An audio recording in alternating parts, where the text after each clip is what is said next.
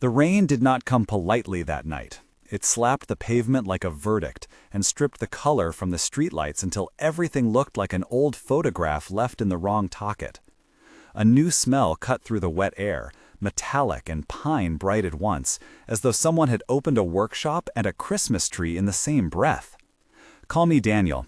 I was late, the city having swallowed my bus and my patience, tired in a way that sits heavy behind the ribs after years of quiet compromise. I almost walked past him, because I am the sort of man who knows how to look away. But then I saw the cut, the expensive fabric torn, the way his shoulders tried to hide a wound that would not be quiet. I slid an arm under his back like one would lift a crate, and his weight surprised me with how light and how broken it felt. When I put my hand to his face, he inhaled, and the air smelled of pennies and evergreen, old garages, and something like a childhood recipe left to steep. He opened his eyes slowly, eyes not brown or blue, but an amber that seemed to hold other people still. I asked his name, and he could not find it. I named him Evan, because the sound steadied him. Evan nodded, as if a room inside had decided to let him out for a little while. I dragged him into my little apartment that always smelled faintly of coffee and dish soap, and the book of recipes with pages held together by memory more than glue. It was not heroism. It was a small household mercy, a towel warmed in the dryer, and bread toasted with the clumsy tenderness of someone who had learned care in shifts and small kindnesses. Even then, I felt like I had touched the rim of a locked room. The wound was odd, not fresh in a way that made sense with his memory gap, scarred around the edges, and when I pressed gently, he flinched with a noise that sounded like a question without an answer. I promised myself I would learn who he was. That promise was foolish and true and set everything in motion. The scent he carried would be the first thread I pulled. For days, the apartment turned into a world in miniature. We learned each other in stutters and routines. He slept on my spare couch that smelled faintly of lemon cleaner. I am a man who measures comfort in habit. I kept the kettle ready on the stove, kept a jar of instant coffee for my bad mornings, and a tin of better coffee for evenings I wanted to feel like someone who had choices. He liked the better coffee. He took to stacking dishes gently, as if he had once been taught the geometry of plates. We made a ritual of small things, reheating soup until it tasted like repair, sweeping crumbs off the wooden bench that doubled as our table, reading aloud lines from a battered cookbook that belonged to my mother, because the language of recipes is a kind of lullaby. I watched how he held a spoon, the patient angle of his wrist, the way he hummed when the steam hit his face. He had skill enough to bowl homemade dumplings without instructions, and his hands were calloused in a way that suggested more than one kind of labor. There were moments of quiet where he would stare at his own reflection in a window and trace the mouth there as if searching for a syllable. I asked him 100 small questions, and the answers came like glass beads from a jar. Fragments of places, flashes of names that refused to settle into a single identity. The household took on a rhythm. Mornings of bread and a walk to the corner bakery where Rosa would hand us warm rolls and gossip. Afternoons where he mended a loose step on my kitchen bench with an old leather toolkit he somehow produced. Evenings spent cataloging the strange mementos in his pockets a piece at a time. He kept a coin stamped with a foreign crest, a torn business card with part of a logo, a threadbare scarf that smelled faintly of river water. Each object felt like a language I did not yet read. My friends and neighbors noticed him quickly.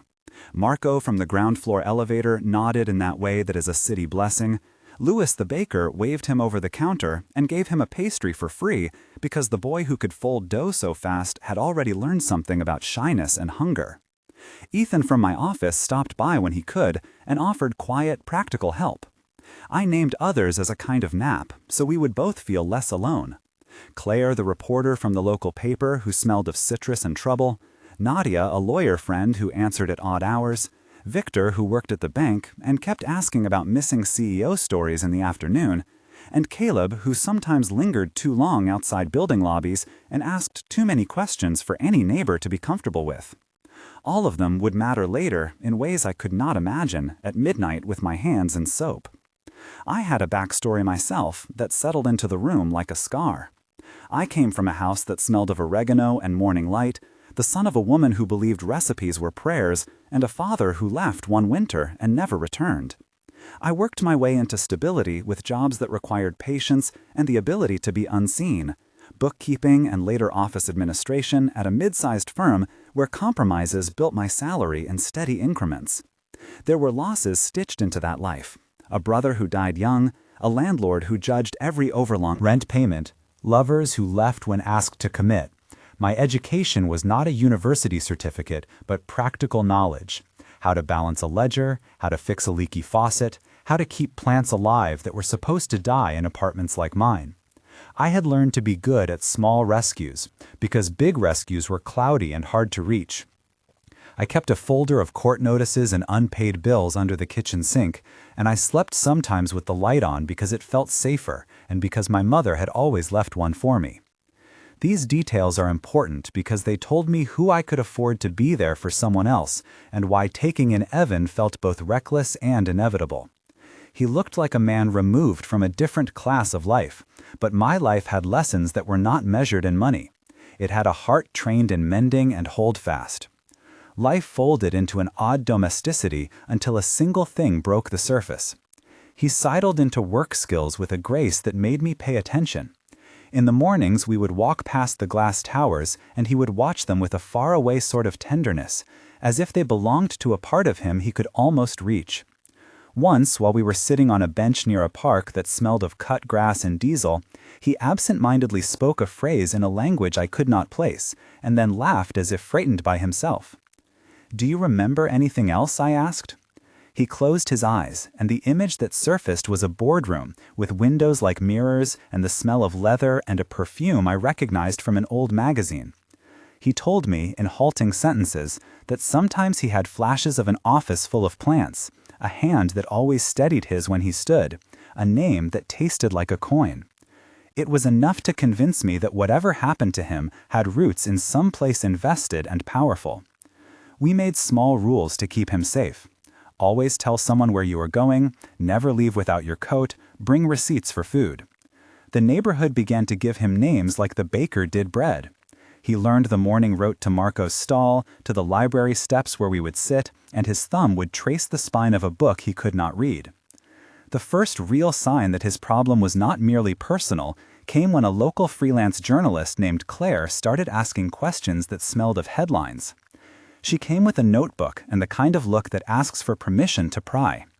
"You found him where?" she asked on a humid Tuesday afternoon in the kitchen that had become ours. "He was at the old canal, soaking wet and with a cut that should have been treated," I said, "but he did not have ID." Claire wrote as if she was cataloging a species. "Did he mention any names?" she asked. "No. Any pieces of clothing or business cards?" I told her about the partial logo and the coin and the scarf. She paused and then pulled up a photo on her phone, an image from a business magazine of a man in a suit with the same slow amber eyes and a public profile. "This is Liam Rourke," she said softly. "He is the CEO of Rourke Holdings. He has been missing from the public eye for almost a week." Silence in the room expanded until it was a third person in the kitchen.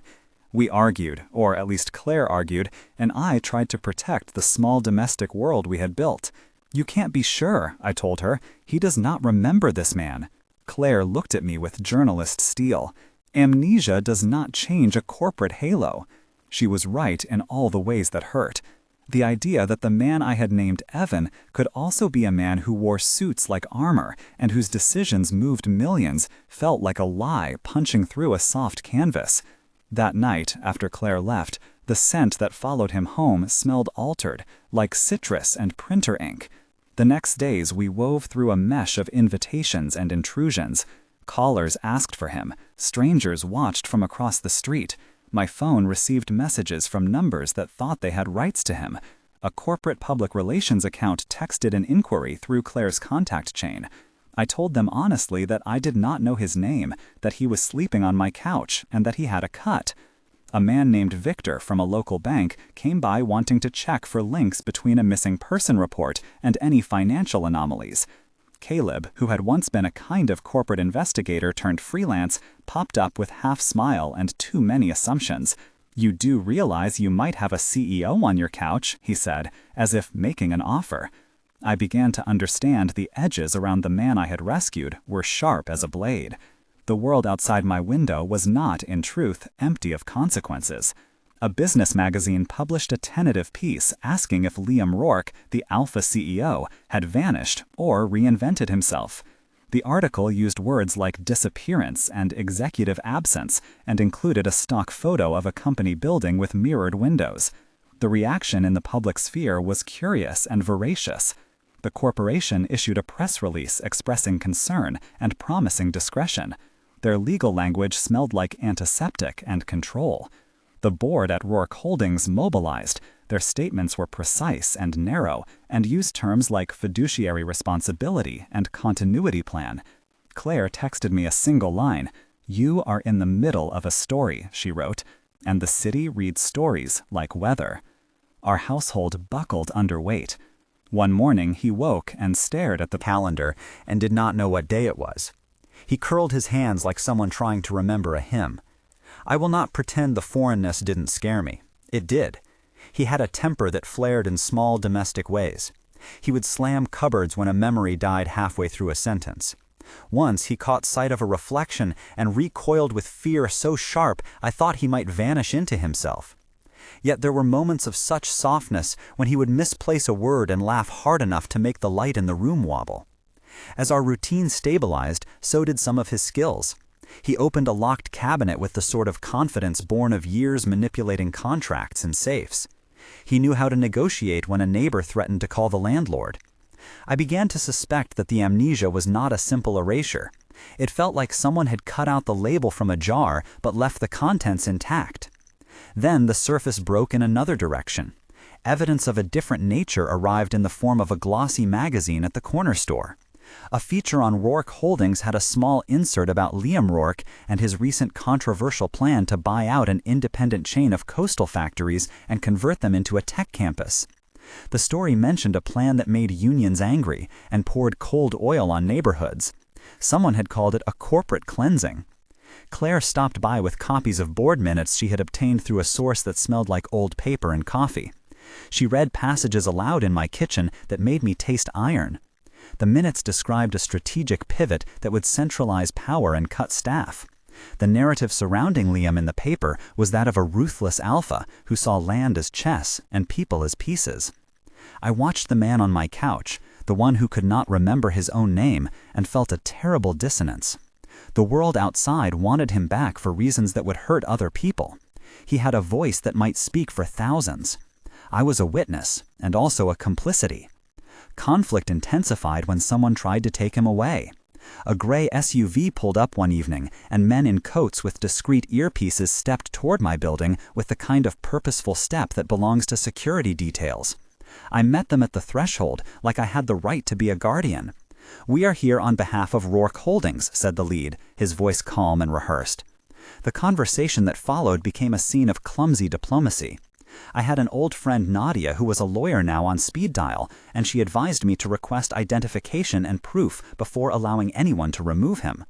The men produced an official-looking document with a corporate seal and a name that matched the man in the photo.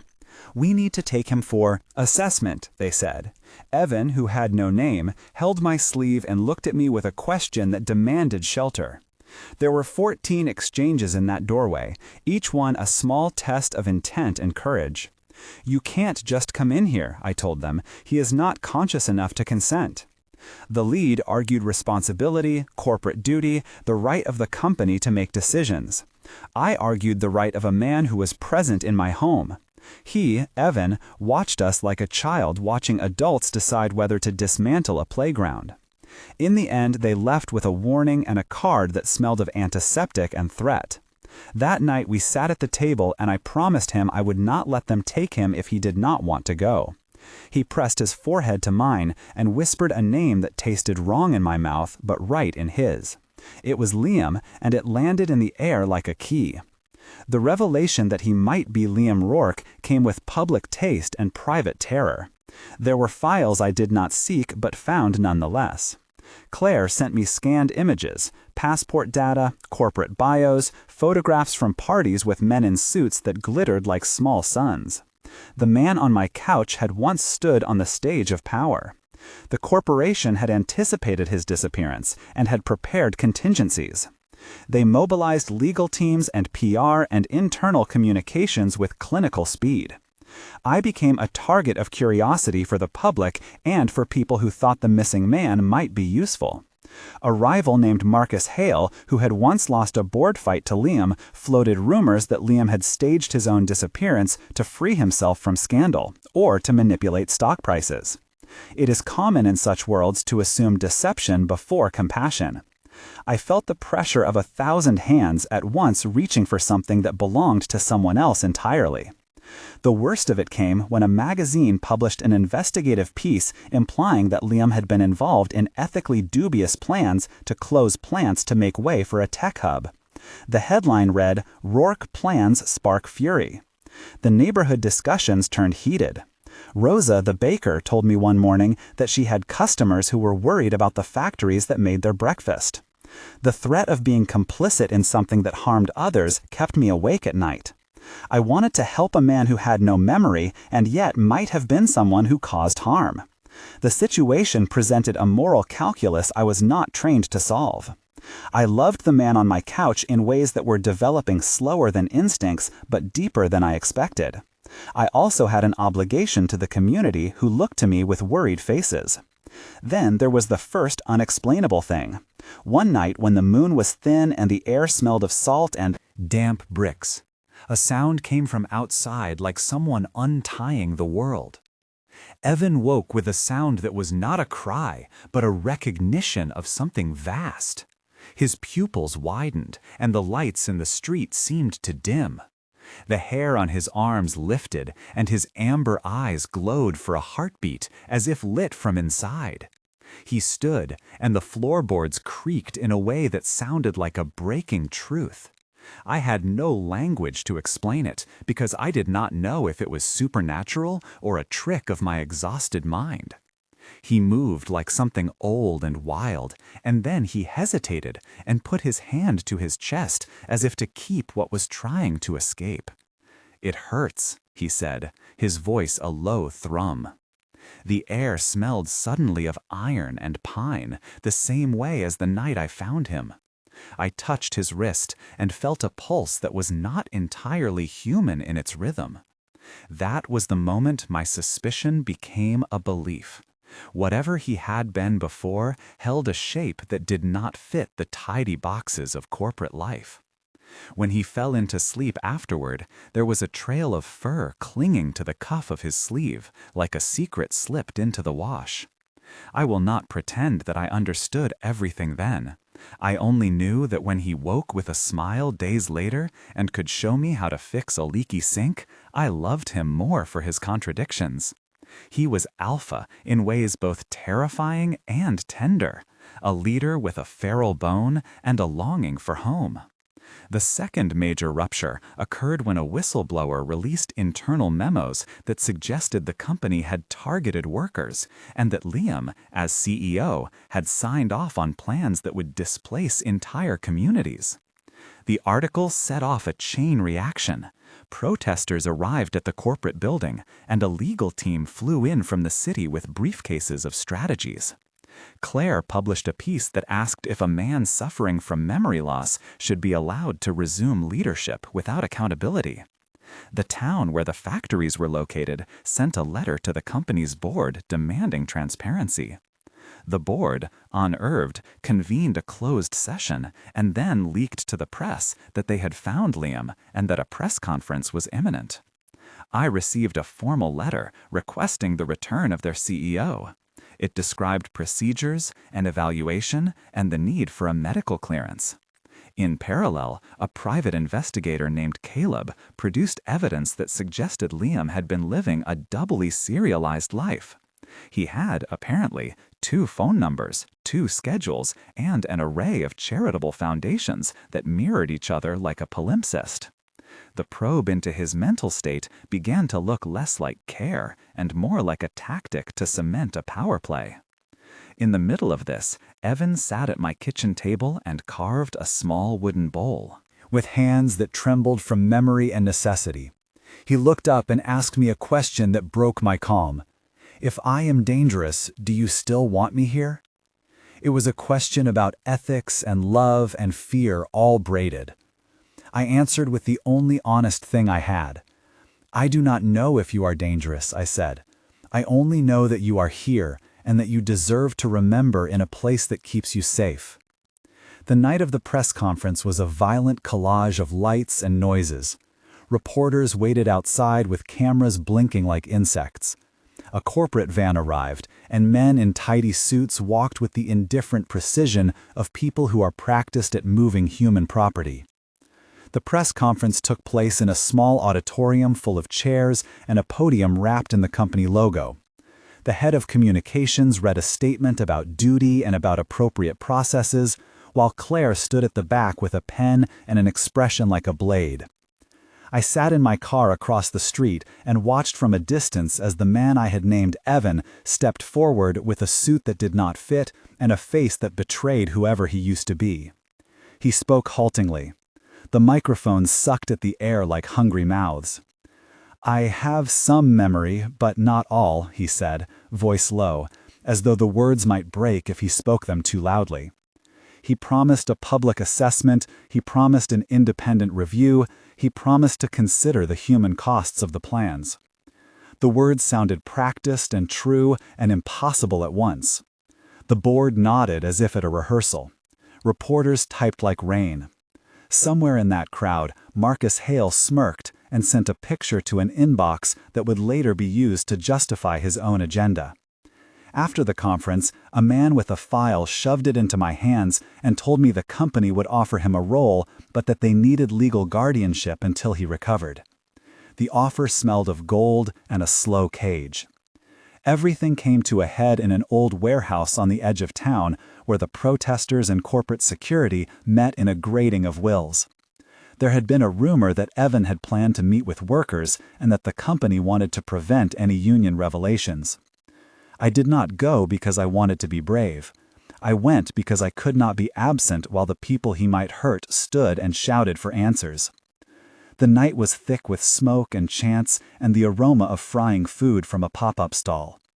I pushed through a crowd and saw him at the edge of the warehouse, his coat in tatters, a light in his eyes that was not simply lost memory. Security moved toward him and I stepped between them. There were screams and a scuffle, and then a sound. Like a breaking of something that had waited years to be broken. He changed in front of my eyes. It was not the cinematic kind of change with smoke and light, but something more terrible and more beautiful. His jaw lengthened, as if the bones themselves remembered a shape, and his hands unfolded into claws that clicked on concrete the way a clock clicks on time. For a breath, the crowd froze, because some aspect of humanity is apt to stop when the world shows its raw underside. Then the security advanced, and someone grabbed at his arm, and he turned, and the thing that looked like a man and the thing that looked like something else slammed into the concrete. I felt sick and fierce and alive all at once. I have to tell you that in that moment, the alpha in him was not a corporate title. It was an ancient, leaden thing that remembers territory through scent and muscle. It was also someone who remembered me, because he pushed a mound of rubble off of me with enough force to leave my ribs bruised, but my heart intact. His eyes, golden and furious, met mine, and in that second I recognized both the animal and the human in him, and loved them both in equal measure. I tried to pull him from the struggle, and his voice in my ear said a single line that would come to mean more than any contract. "Stay with me," he said, breath hot and wild. "Please." That rescue became our crucible. The company called it a PR disaster and a liability. Protesters called it a miracle, where the man who had led them physically intervened to save someone they loved. The legal discussions that followed required technical description. A forensic psychiatric evaluation assessing cognitive memory function, a capacity assessment to determine competent decision-making, and an emergency custody review in the event an individual is a danger to self or others. The procedures were clinical and precise. The psychiatric team conducted neuropsychological testing, evaluating short-term memory recall, executive function, and orientation, while legal counsel reviewed power of attorney frameworks and interim guardianship requisites that would allow the company to make decisions for the CEO if wards were necessary. The forensic report smelled like institutional paper and had a clarity I resented because it reduced him to checkboxes. The board convened emergency meetings and produced minutes and resolutions that were later leaked and published. They discussed fiduciary responsibility and contingency officers in tones that made me want to place my hands over my ears. Claire pushed for transparency, and the city demanded answers. Everyone had a perspective and a demand and an interest, and none of those things fit neatly into the question of whether a person with no memory should be allowed to decide the fate of others. At this point, the moral stakes became complicated in ways that were almost unbreathable.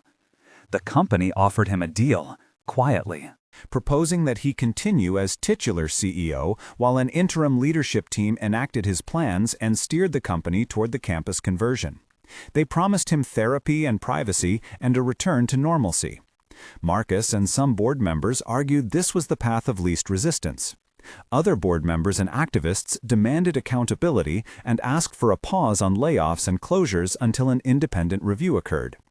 Liam or Evan or the man on my couch sat on my bench and held my hand like someone clinging to shore. He told me in fragments that once he had believed progress required remaking landscapes, that industry could be rerouted for profit and promises, and that he had rationalized hard choices as necessary. In the quiet of my kitchen, he cried in a way that made my temples ache. He said he was haunted by images that were not memories but premonitions, and his dream was to fix what his hands had helped break. He described a plan he had begun before he lost his name, a series of investments that, if redirected, could build worker-owned cooperatives within the new tech campuses rather than displacing workers. The plan sounded like salvation and a trap at once because its success required the goodwill of people who had already been harmed. He had money and muscle, he also had a conscience that had been hiding in the margins. The breaking point came when an old ally of Liam named Marcus attempted to take control through a proxy vote and push the closures forward under the guise of continuity. The boardroom heated into a battlefield of filed motions and legal briefs. The former CEO, who had returned with the fragile clarity of someone who had been carved and reassembled, stood and spoke in a way that surprised everyone. He did not speak with the bold, confident cadence of the man in the photos. He spoke slowly, with eyes that did not always find the horizon, but which found my face in the crowd, and then the faces of workers in the meeting streamed through a live feed. There were 14 exchanges in that hearing between him and Marcus and the legal counsel that tested the limits of his cognition and the resilience of his moral compass. "I do not remember everything," he admitted. "I remember enough to know you plan wrong." Marcus scoffed and proposed a swift vote. The legal counsel reminded them that emergency measures required a quorum and certain legal filings. Nadia, my lawyer friend, sat under a camera and whispered procedural clarifications into my ear that would later be splashed across opinion pieces. In the end, the vote was delayed pending an independent audit. Marcus seethed, but legal procedure restrained the worst of him. The company agreed to a compromise that had teeth and a few empty promises. It was not justice, it was a negotiation.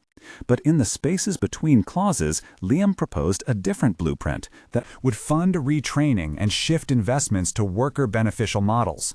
It meant losing some short-term profit and winning the potential of something more humane.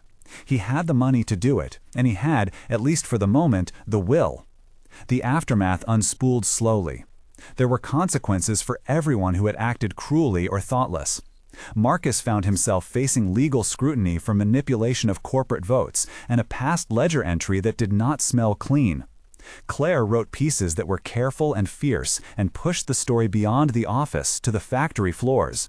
The community staged town hall meetings and sent letters. Rosa organized a fundraising breakfast that became a symbolic gathering for those who had been displaced by decisions made on paper. The press called it a turning point. For me and Liam and our small group of allies, it was more intimate and more complicated. He moved into a small apartment that overlooked a park. He balanced public appearances with private therapy and nights of sewing buttons onto shirts like the man he might have been before power had been applied. He asked for my patience as he navigated the monstrous parts of himself and the human parts. I saw remorse in the way he sat at a table and wrote apology letters that read like private confessions.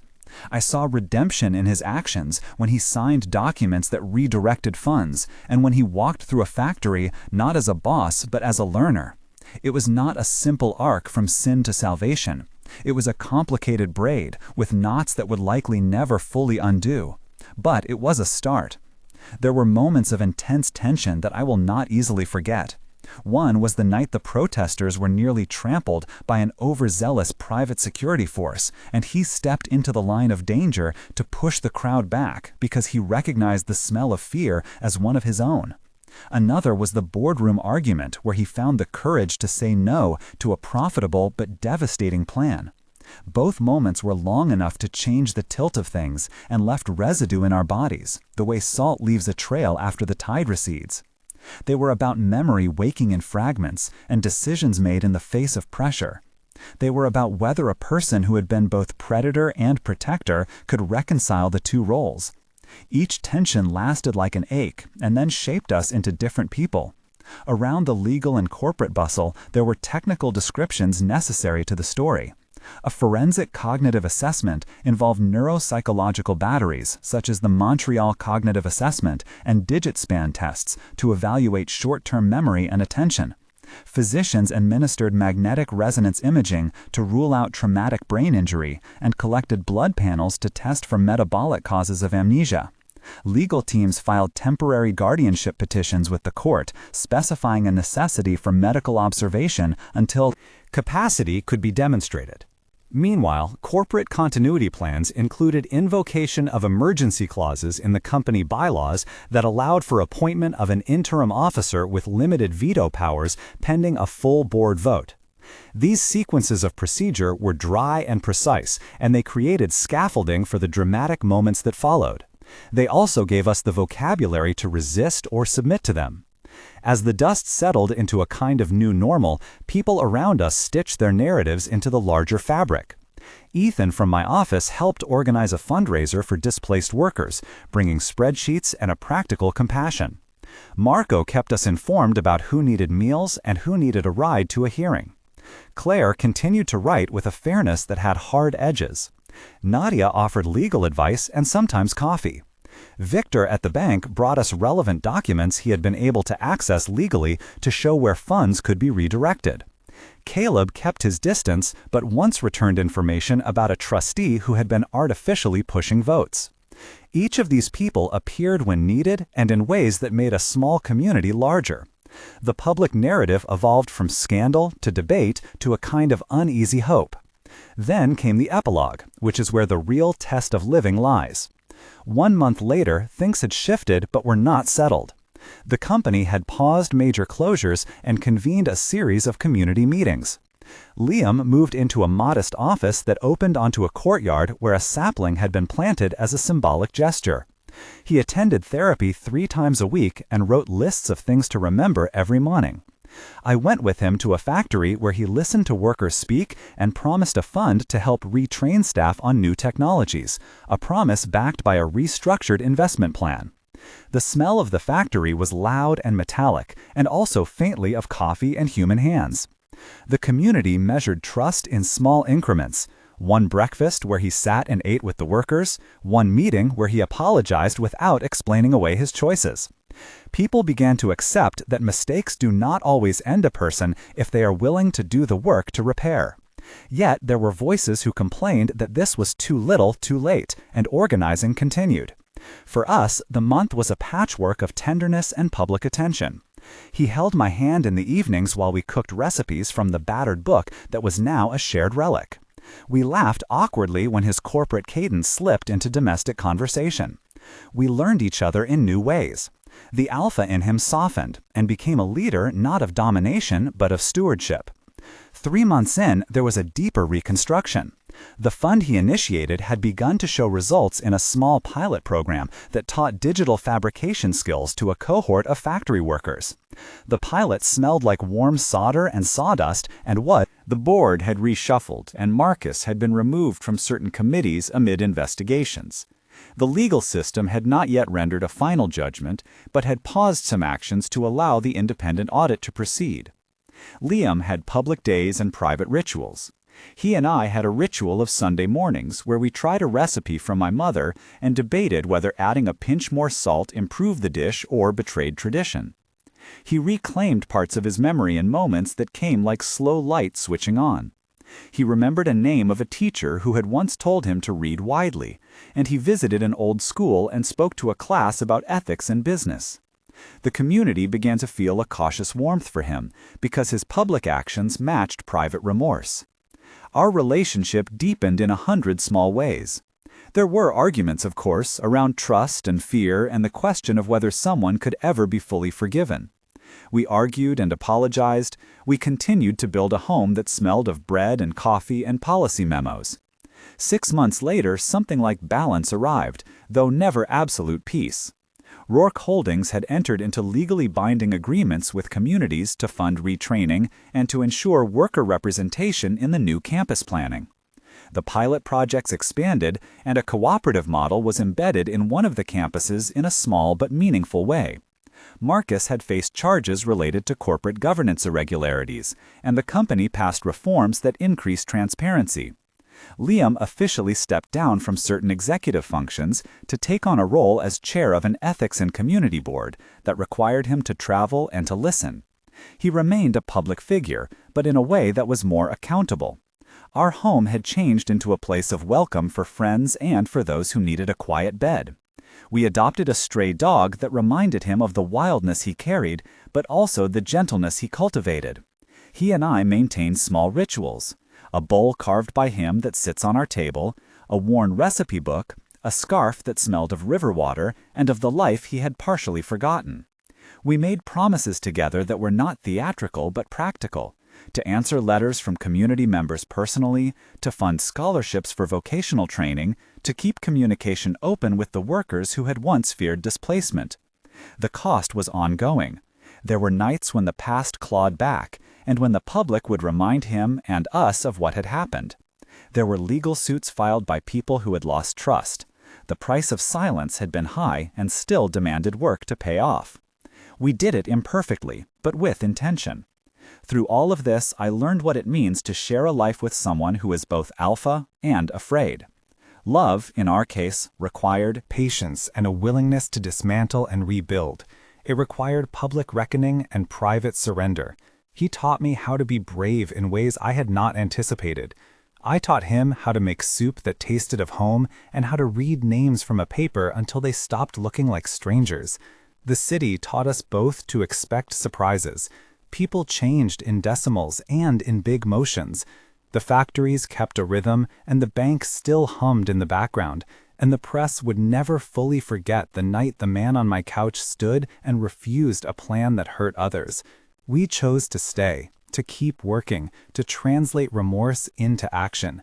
If you felt your heart ache at the scenes where memory and responsibility collided, and you wondered whether love can survive the revelation of power, breathe out. Tell me in the comments which feeling visited you first when you heard his story. Was it anger, compassion, confusion, or hope? Start your comment with "I felt" and then one word if you can. Your voices help hold this narrative and shape the next chapters I will bring to you. They help other people who read feel less alone. If this story touched you in the small ways that matter, consider subscribing to follow the slow work of repair and to see how people and corporations might falter and then strive. Here, we make room for tenderness, even when the world demands calculation. In the end, there was a quiet consequence and a concrete transformation. He did not simply return to being the CEO he had once been, nor did he vanish into the anonymity of the streets. Instead, he learned to hold his wildness and his remorse together. to convert resources into infrastructure for people rather than into monuments to power. We built a life that smelled like bread and evergreen and printer ink because both the domestic and the corporate parts of him were truths we refused to deny. He repaid the violence of the past with a willingness to listen that was rarer than any contract clause. He never fully remembered everything, but he remembered enough to know that the kindest decision he could make was to be present and accountable. If this story moved you and you want more like it, join the channel and be part of a community that talks about choices and consequences and the slow, messy work of love. After all, a home is not where you were born. A home is where someone stays when the storm passes.